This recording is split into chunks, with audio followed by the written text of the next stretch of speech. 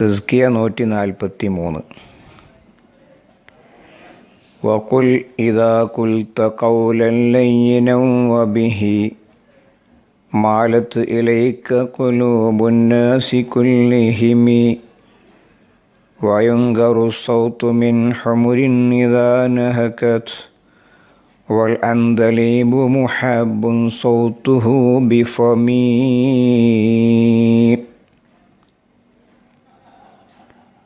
സംസാരത്തിൻ്റെ മര്യാദയാണ് ഇനി പറയുന്നത്. നാം സംസാരിക്കുന്ന സമയത്ത് വളരെ സൗമ്യമായിട്ടേ സംസാരിക്കാവൂ. ജനങ്ങൾക്ക് വെറുപ്പുണ്ടാക്കുന്ന വിധം ഗൗരവ നിലക്കുള്ള സംസാരം വിശ്വാസിക്കൊരിക്കലും ഭൂഷണമല്ല.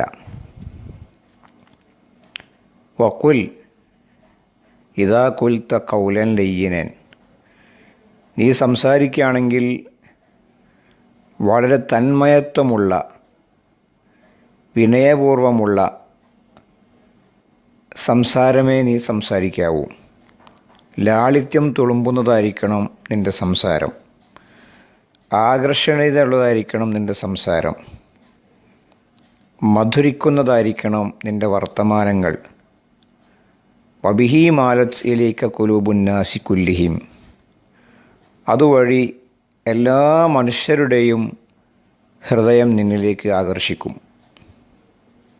മഹാനായ റസൂലുള്ളാഹി സ്വല്ലല്ലാഹു അലൈഹി വസല്ലമ തങ്ങളോട് അള്ളാഹു ഉപദേശിച്ചൊരു വലിയ ഉപദേശമാണത്. മറ്റു നബിമാരോടും അള്ളാഹു ഉപദേശിച്ചു. വഖൂലാ ലഹു ഖൗലൻ ലയ്യിനൻ, ഫറോവയോട് അവൻ വലിയ പോക്കിരിയാണെങ്കിലും ധിക്കാരിയാണെങ്കിലും അവൻ്റെ ധിക്കാരത്തിനും പോക്കിരിത്വത്തിനും അനുസരിച്ചുകൊണ്ട് നിങ്ങൾ സംസാരിക്കരുത്. അവനോട് വളരെ മാർദ്ദവമായിട്ട് മാത്രമേ സംസാരിക്കാവൂ. ഇതാണ് പ്രബോധനത്തിൻ്റെ ഒരു വലിയ സിദ്ധാന്തം. കുടുംബം തകരാതിരിക്കാനും ബന്ധങ്ങൾ രൂഢമൂലമാകാനും ആദരവുകൾ ലഭിക്കാനും സ്നേഹമുണ്ടാകാനുമൊക്കെയുള്ള വഴി സംസാരത്തിന് ലാളിത്യം കൊടുക്കുക എന്നതാണ്. ആരോടെപ്പോൾ എന്ത് സംസാരിച്ചാലും കുരച്ചു ചാടുന്ന ശൈലിയോ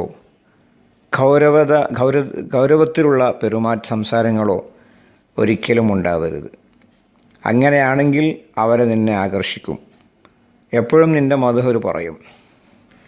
വയൻഗറു സൗതു മിൻ ഹുമുരിൻ ഇദാ നഹകത്, കഴുത കരഞ്ഞാൽ എങ്ങനെ ഉണ്ടാകും? കഴുത കരച്ചിൽ കേൾക്കാൻ ഇമ്പമുള്ളതാണോ? നമുക്കിത് അരോചകമായി തോന്നും. വല്ലാത്ത വെറുപ്പാണ് കഴുതൻ്റെ ശബ്ദം കേൾക്കുമ്പോൾ. എന്നാൽ വൽ അൻദലീബു, നല്ല കുയിൽ, മുഹബ്ബുൻ സൗതുഹു ബിഫമി, അതിൻ്റെ വായ കൊണ്ട്, അതിൻ്റെ ചുണ്ടുകൊണ്ട് ശബ്ദമുണ്ടാക്കുമ്പോൾ കേൾക്കാൻ എന്തൊരു രസമാണ്, എന്തൊരു ഇഷ്ടമാണ്. കുയിലിൻ്റെ പാട്ട് വർണ്ണിക്കാത്തവരുണ്ടോ? ആ കുയിലിൻ്റെ പാട്ട് എന്തുകൊണ്ടാണ് അങ്ങനെ വർണ്ണിക്കുന്നതും കേൾക്കാൻ രസമുള്ളതും? ആ ശബ്ദം ആകർഷണീയമായതുകൊണ്ടാണ്, ലാളിത്യമുള്ളത് കൊണ്ടാണ്. ഇതുകൊണ്ട് തന്നെ പ്രബോധകന്മാർ അവരുടെ ശബ്ദങ്ങൾ വളരെ മയപ്പെടുത്തേണ്ടതാണ്. പ്രബോധിതരായ വിഭാഗം ഒരുപക്ഷെ വളരെ ഗൗരവതരത്തിൽ പെരുമാറുന്നവരും അച്ചടക്കരാഹിത്യമുള്ളവരുമായേക്കാം.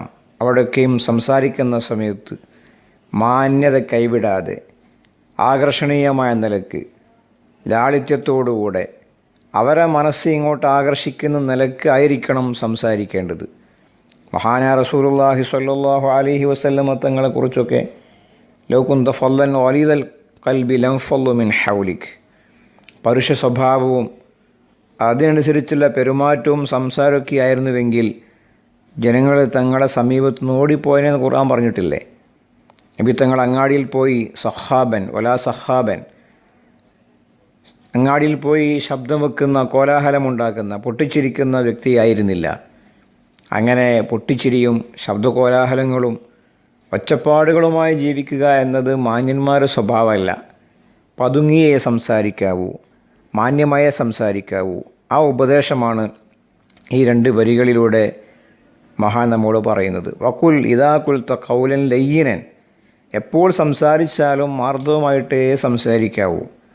അബിഹി മാലത്തിലേക്ക് കുലൂബുന്നാസി കുല്ലിഹിമി, അതുവഴി എല്ലാവരുടെയും ഹൃദയം നിന്നിലേക്ക് ആകർഷിക്കും. കഴുതയുടെ ശബ്ദം പോലെ അത് കേൾക്കാൻ അരോചകമാണെങ്കിൽ കുയിലിൻ്റെ ശബ്ദം കേൾക്കാൻ സന്തോഷമാണ്. ആ കുയിൽ രാഗമായിരിക്കണം നമുക്കൊക്കെ ഉണ്ടായിരിക്കേണ്ടത്.